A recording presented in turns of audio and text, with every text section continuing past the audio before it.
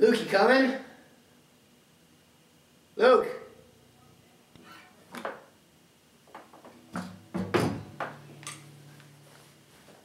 Luke! Oh, God!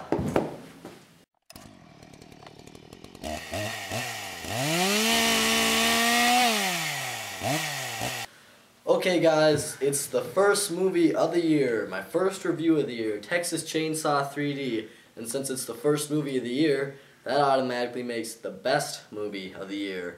But it could also be the worst. So which is it? Why don't you tell us, Heggy? It's the most awful movie I've seen in my whole life, honestly.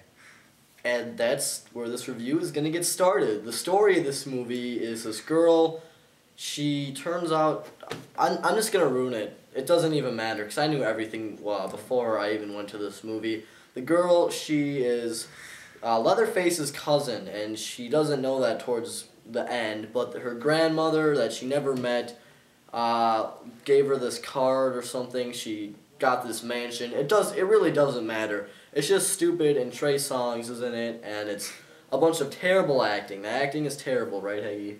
The dialogue is awful too. Oh my god. Like everybody, and the way these characters act sometimes, the cops are like imbeciles. There's this one that there's a blood trail for like, I'd say with when you get all the stuff in the house, he's following a blood trail for like a mile, yeah, I'd say. And at least it's a mile. All the way, like the van basically blows up and just blood all the way back into the mansion. And he follows it. And once he gets all the way down into the basement after following this blood trail for a mile, he's like, I'm getting a bad feeling about this, guys. And the mayor of the town is controlling everything and wants to kill the girl who's cousins with Leatherface, but she's not bad. She's just some girl because she was adopted. So she hasn't anything to do with this family at all and their bad history.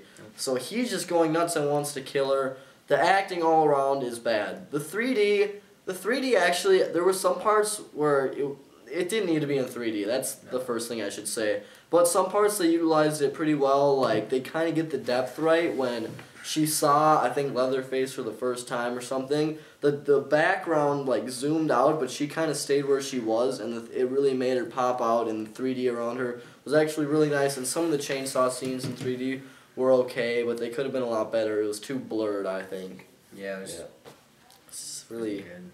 Yeah, but the music and the confusing thing is about this movie is that it's a direct sequel to the original, and that was made in like 74, I think.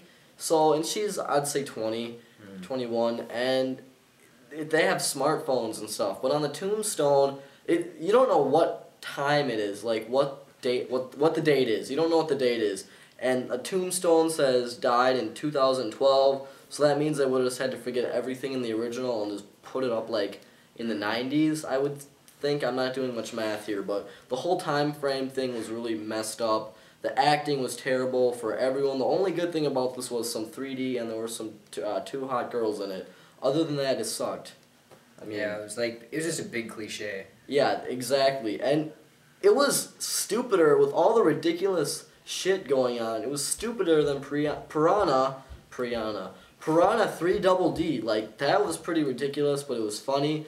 But, I mean, this was just so stupid and ridiculous. And there's one line that I'm not going to ruin for you if you see this movie. I'm just don't see the movie. I give it 1 out of 5 stars just because some decent 3D and hot girls. Yeah. And that's it. 1 star. I'd say 1. So if you add 5 and 5, you get 10. Add 1 and 1, you get 2. God, you simplify the fraction, you get 1 point or 1/5, and that's 1 out of 5 stars on our scale. Trust is our motto. Remember that. Whenever I'm doing a group review, you can trust us because there's more than one. It's more than just me. We both say it sucked ass. Trust is our motto. It was awful. Yeah, don't see it unless you're a critic like me. See you guys later. Yeah.